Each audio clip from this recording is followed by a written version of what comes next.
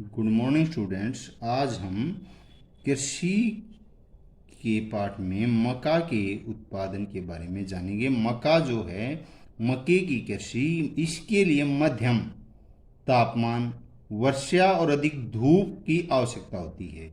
मक्के की खेती जो होती है उसके लिए तापमान और वर्षा, अधिक धूप की जरूरत होती है। इसे सुअपवाहित ऊर्जा मृदा की आवश्यकता होती है। मक्का उत्तर अमेरिका, सबसे ज्यादा उत्तर अमेरिका के अंदर, ब्राजील, चीन, रूस, कनाडा, भारत और मैक्सिको में उगाई जाती है।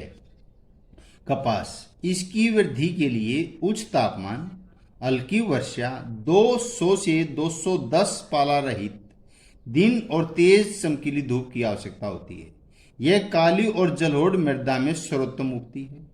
चीन, संयुक्त राज्य अमेरिका, भारत, पाकिस्तान, ब्राजील, मिस्र कपास के अग्रणी उत्पादक देश रहे हैं।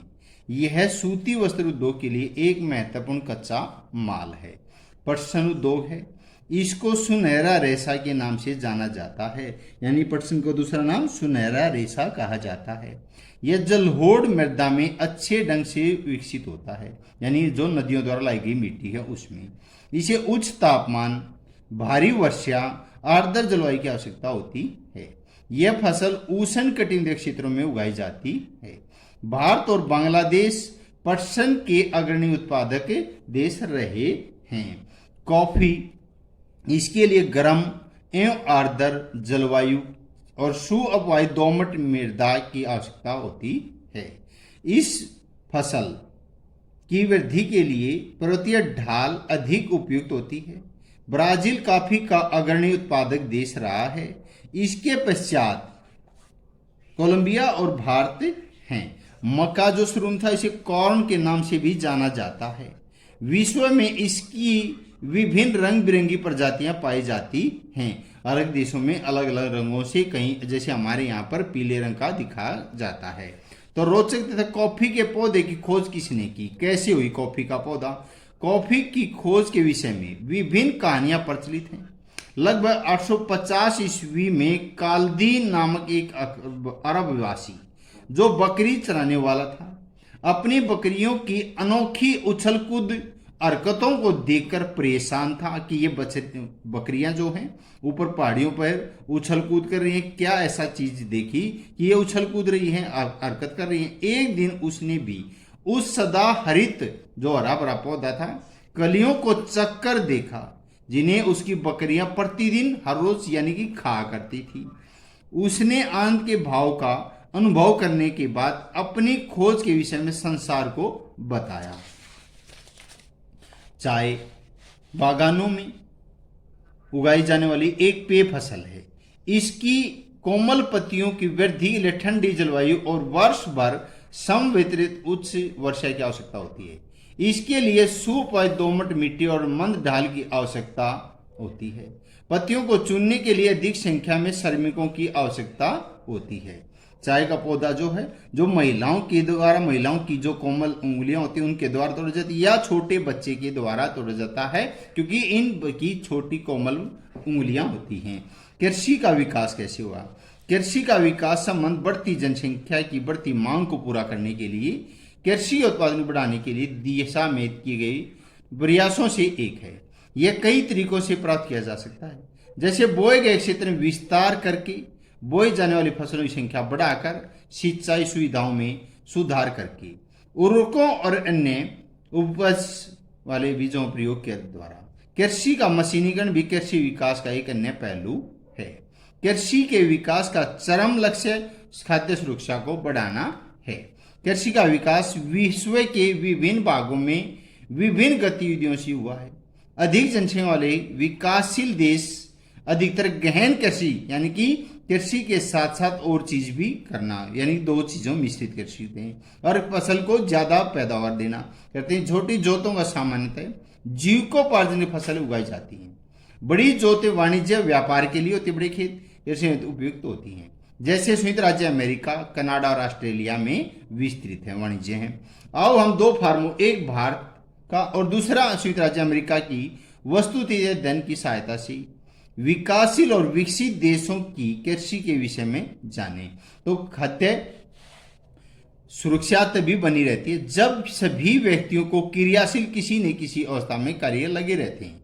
स्वस्थ जीवन जीने के लिए आहार चाहिए, भोजन की आवश्यकता, और प्राथमिकता के आधार पर हर समय पर्याप्त, सुरक्षित और पौष्टिक खाद्य पदार्थ की सुविधा उपलब्ध हो। अब प्रश्न देखिए, रोपण कृषि क्या है? रोपण कृषि एक प्रकार की वाणिज्य कृषि होती है जो चाय, कहवा, काजू, रबड़, केला, गन्ना, कपास की एकल फसल उगाई जाती है।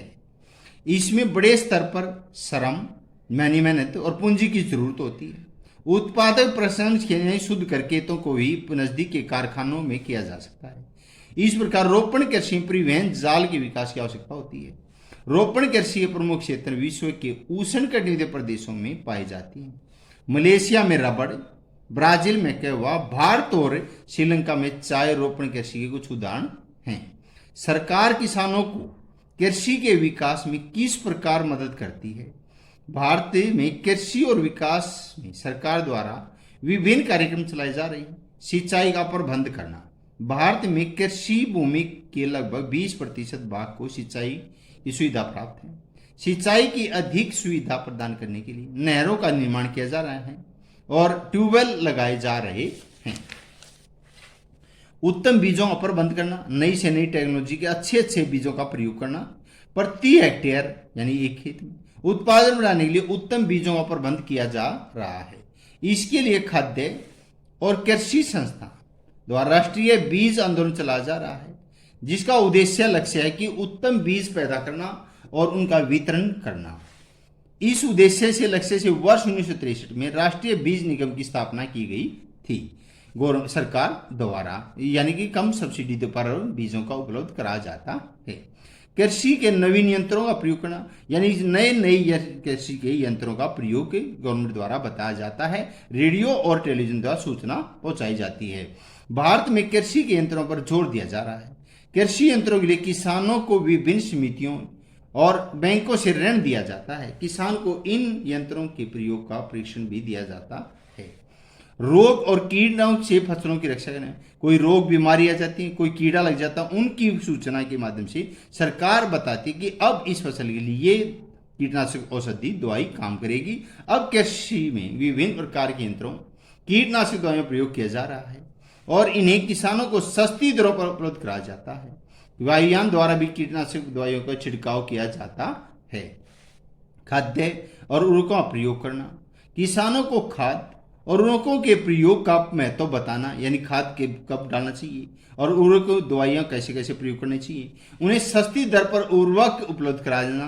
देश की मृदा जांच करना, यानी भूमि की जांच करना, यह कितने इसकी वैल्यू है, तो इसके पोषक तत्व हैं जितने हैं, इसमें उर्वरा शक्ति कितनी है, कमी को पूरा करना ये बताया जाता आवश्यक है। सरकार इसके लिए बहुत यानी प्रयत्न कोशिश कर रही है कि किसान को नुकसान न हो। इस प्रकार सरकार कृषि के विकास में किसानों की हर संभव सहायता करती रहती है। उद्यान कृषि का क्या अर्थ है? उद्यान कृषि का अर्थ है फलों व सब्जियों को उगाना। ये बाग बगीचों की कृषि होती है। सुनहरा रेशा से अभिप्राय है। सुनहरे रेशे किसे कहते हैं? पटसन को सुनहरा रेशा कहा जाता है। कॉफी का प्रमुख उत्पादक देश कौन सा है? ब्राजील है। धन्यवाद।